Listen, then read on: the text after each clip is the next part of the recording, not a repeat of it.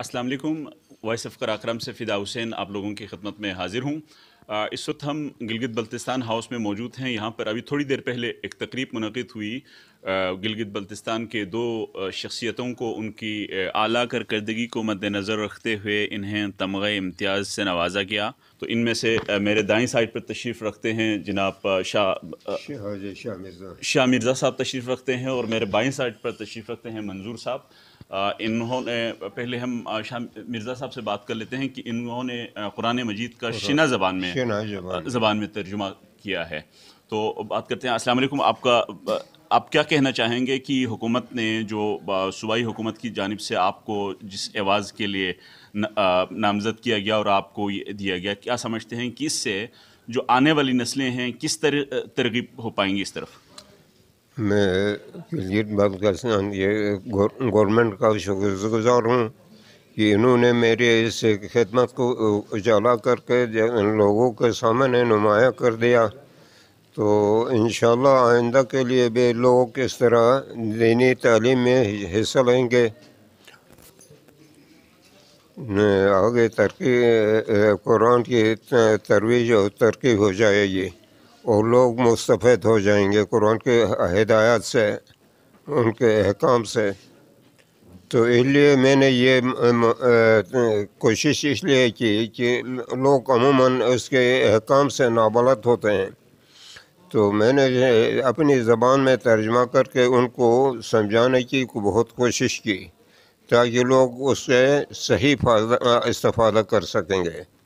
तो ये बताइए कि क्या गिलगित बल्तिस्तान में गिलगित में शिना अभी तक तो हमारी इल्म के मुताबिक तो अभी तक बाज़ाबिता तौर पर पढ़ाया नहीं जाता है शिना ज़बान। तो इसके बावजूद आपने इसको शिना ज़बान में तर्जुमा करने का आपको ख़्याल कैसा आया?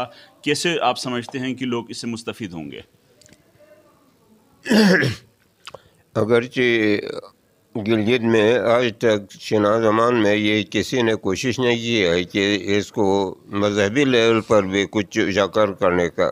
अगरचे दूसरे कामों में कभी कुछ शिना में लिखा ये है, तो इसमें मजहबी लेवल पर आज तक किसी ने कोई कोशिश नहीं की है। तो मैंने शुरू तालिब इल्म दौर से कुरान शरीफ के साथ बहुत दिलचस्पी थी मेरी, तो इसलिए उसको कोशिश करते करते मैंने तमाम अपने सर्विस के दौरान में मुख्तलिफ़ मज़ाहिब के कुरानों के तर्जुमे को हर एक के पढ़ पढ़ के सबसे इस्तेफ़ादा किया।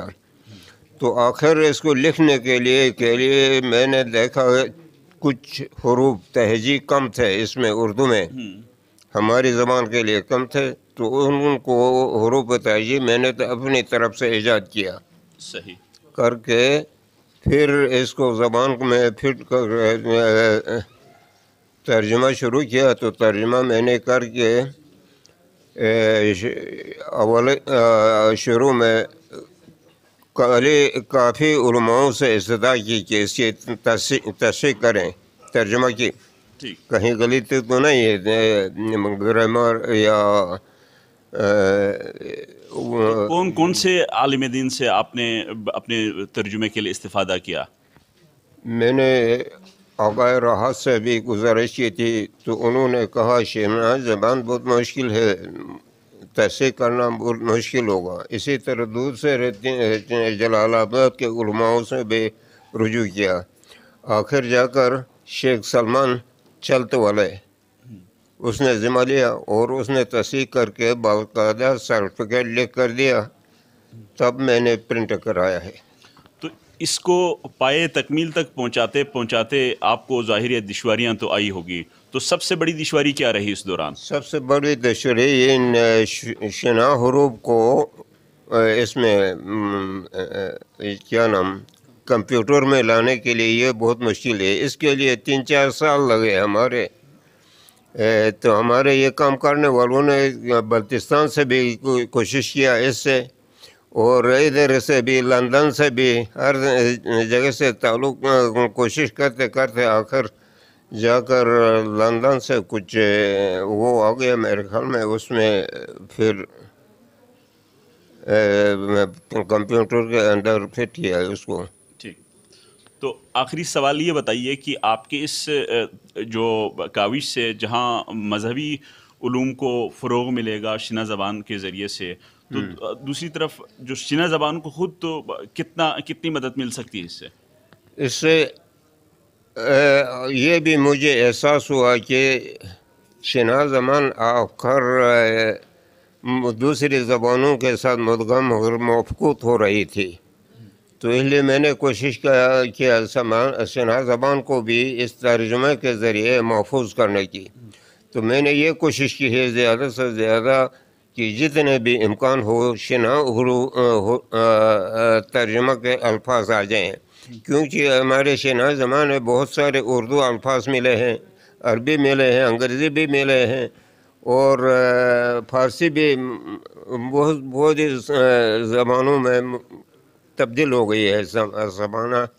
تو ان کو جتنے بھی دوسری زبانوں میں منتقل ہوئے تھے الفاظ، وہ اپنی زبان میں لانے کی کوشش کی ہے میں نے. ٹھیک. یہ تھے ناظرین، آپ نے گفتگو سنی شامر صاحب کی، جنہوں نے قرآن مجید کا ترجمہ شنا زبان میں کیا ہے.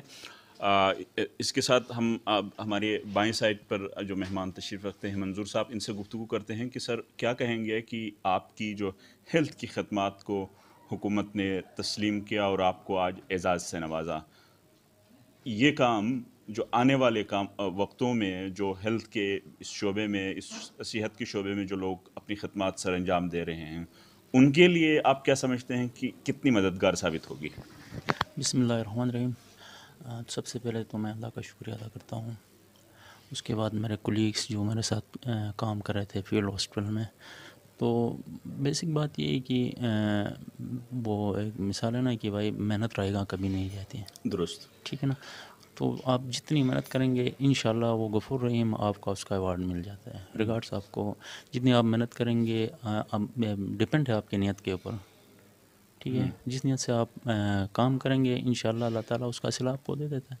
تو میں شکریہ ادا کرتا ہوں جی بی گورنمنٹ اور یہ صدر عارف ربیع صاحب کا، اور میرے جو فیلڈ کے اسٹاف ہیں جنہوں نے میرے ساتھ دن رات محنت کی.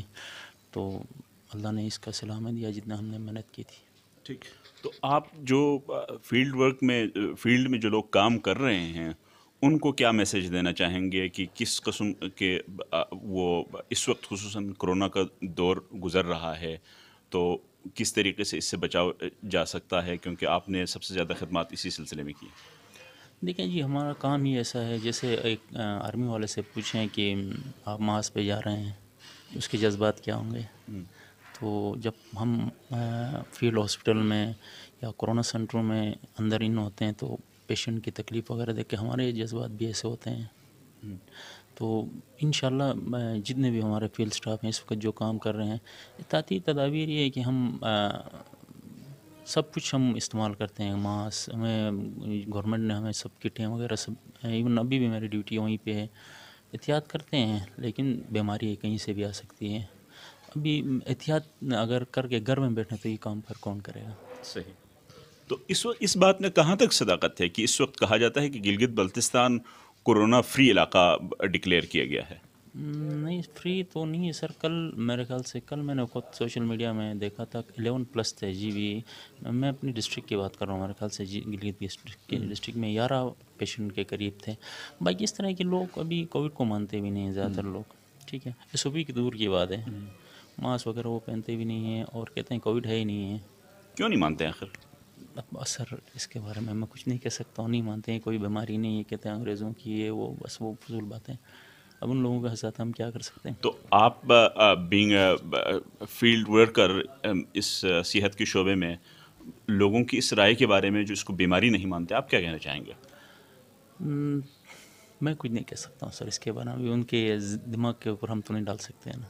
نہیں، بیماری ہے. بیماری ہے، کیوں نہیں سر. میں خود جس تکلیف سے میں خود نکلا ہوں، میری فیملی نکلی ہے، میرے اسٹاف نکلے ہیں، میرے فیلڈ ورکر نکلے ہیں.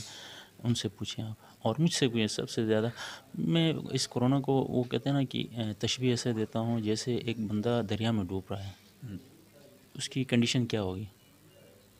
سیم یہی کنڈیشن اس میں بھی ہے. بندہ جب اس کو کووڈ پازیٹیو ہو جاتا ہے اور ونڈ کی طرف جاتا ہے سیم کنڈیشن. آپ ایسا سمجھیں کہ یہ کورونا جیسے دریا میں کوئی بندر ڈوب رہا ہے تو اس کی کنڈیشن کیسے ہوگی، سیم یہ کووڈ پیشنٹ کی کنڈیشن ہوتی ہے.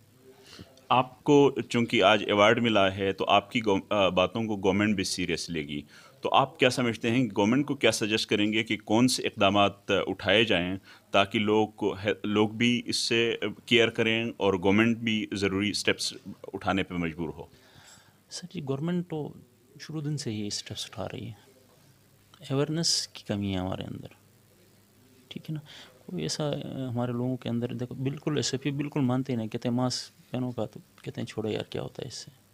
گورنمنٹ تو کہتی ہے ماسک پہنے، انہوں نے فائنس بھی لگانا شروع کر دی، مارکیٹیں بند کرا دی، لیکن چھپ کے مارکیٹیں کھولتے ہیں. گورنمنٹ تو شروع دن سے ہی کہتی ہے ایس پی بند، لیکن جب بندے کو لگتی ہے کسی کی فیملی کا اللہ نہ کرے کوئی بندہ اس میں شہید ہوتا ہے تو پھر وہ فیملی والے سدھر جاتے ہیں. ڈاکٹر اسامہ پہلا گلگت بلتستان کا، نہ صرف گلگت بلتستان کا بلکہ پورے ملک کا پہلا اس فیلڈ میں شہید کہا جاتا ہے، تو اس کے باوجود آج تک لوگ نہیں ماننا، اس کی وجہ آپ کو آخر کہیں نظر آئی؟ سر ڈاکٹر اسامہ کے ساتھ ڈے 1 سے میں کام کر رہا تھا، ٹھیک ہے. ایک ہفتے میں ایک روم میں ہم دونوں رہے ہیں.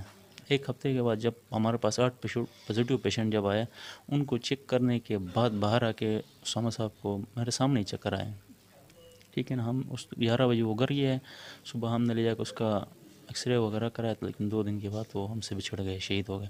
اس کے بعد ہمارا بھی حوصلے پس ہو گئے تھے. میرا ساتھی تھا، میں ایک ہی روم میں بیٹھے ہیں ایک ہفتہ، ایک ساتھ ہم نے پیشنٹ چیک کیے.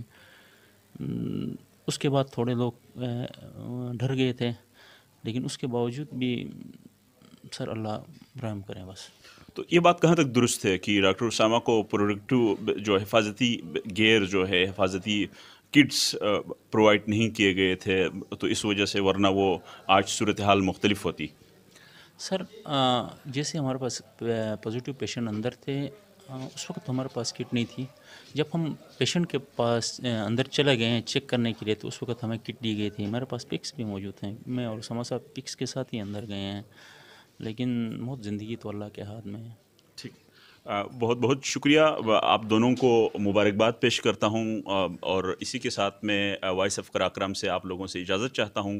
اجازت لینے سے پہلے میں آپ لوگوں سے گزارش کروں گا کہ آپ جو بھی ہمارے یہ وائس آف قراقرم چینل دیکھ لیں، اس کو سبسکرائب کرنا مت بھولیے گا، اور اس کے ساتھ ساتھ اس کے بیل آئیکن پر بھی کلک کرنا مت بھولیے گا، کیونکہ ہم جب بھی اس قسم کی شخصیتوں سے ملاقات کرتے ہیں تو ان کا احوال، ان سے ہونے والی گفتگو آپ کے لیے لے کر آتے ہیں، تاکہ آپ کے معلومات، نہ صرف میرے معلومات میں اضافہ ہو بلکہ آپ لوگوں کی بھی معلومات میں اضافہ ہوتے رہے اور اپنے علاقے کی آواز بلند ہوتی رہے. مجھے فدا حسین کو اجازت دیجیے. اللہ حافظ.